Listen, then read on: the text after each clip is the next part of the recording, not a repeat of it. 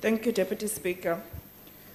While the Gupta citizenship was fast-tracked, Minister, and labeled as exceptional circumstances, thousands of South Africans still don't have the basic documentation of citizenship ID documents.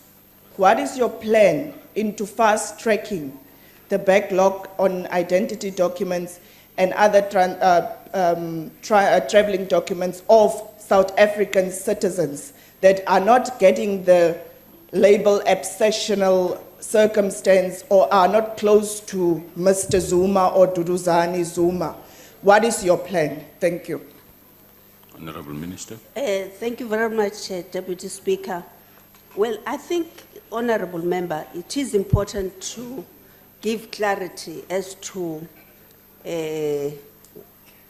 some sections of the South African Citizenship Act of number 88 of 1995 as amended in 2010, which states that notwithstanding anything to the contrary contained in section 1C, the minister may, under exceptional circumstances, grant a certificate of naturalization as a South African citizen to an applicant who does not comply with the requirements. In this case in particular that the Honorable Member is referring to, the consideration to grant citizenship to the family was based on the business and investment and social partnerships, which included commitments to social partnerships with 75 schools in the province of Northwest, amounting to $1 million, a commitment to job creation in the form of 7,000 permanent employees throughout the variety of family companies. Honorable Deputy Speaker, it's important to clarify this issue because this is not the first family or person to be granted this special citizenship. There are quite a number over years ministers have been doing it. With regard to a South African situation, I agree with the Honorable Member. We have to accelerate our efforts in issuing of smart cards because these green IDs, they are subject to fraudulent acts and all sorts of manipulation. So to secure the national registry of our identity system, we have to ensure that all South Africans have access to those as soon as possible. And for each budget term, we allocate sufficient amount to achieve that goal. Thank you. The next question is asked. Deputy Speaker.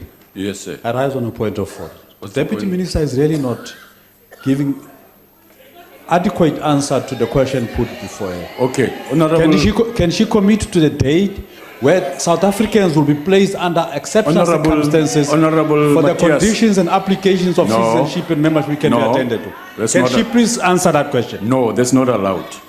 Honorable Minister of Defense and Military Veterans. Order, Deputy Speaker. Yes.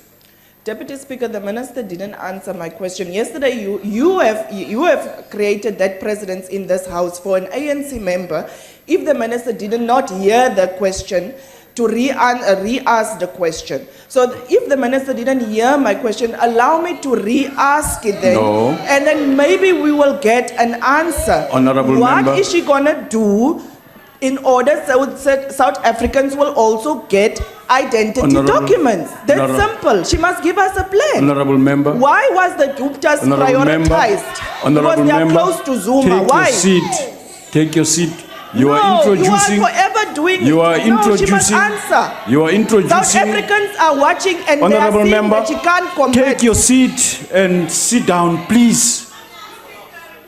You're not threatening me with what you're saying. Are you out of your order? Deputy Speaker. Yes. On a point of order. What's your point of order, Honorable Member? Deputy Speaker, you need to be consistent on your ruling.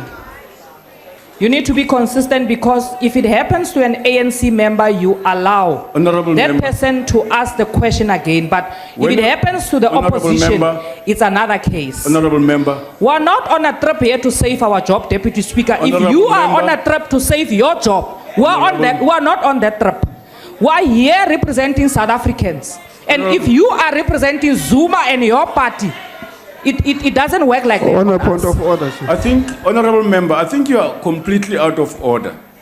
Completely out of order, and a ruling has been made and you are challenging that ruling in the House, and that's not allowed. I will not accept this next time. Honorable Skosana, Honorable Speaker, Minister of Defense. Speaker, I want to rise on Rule 31. For the record, Speaker, we want to register our dissatisfaction and we'll be referring this question to the Rules Committee and say that we are not happy with the response that we have received. Yes. Because the Minister Honorable has Member, not explained please, the and issue, the exceptional... you have indicated your intention. Do not go into it. Please do that. I agree with you. Do that. Do it, please, Honorable Member. That's the intervention that's useful. Take it up there. Take it up there.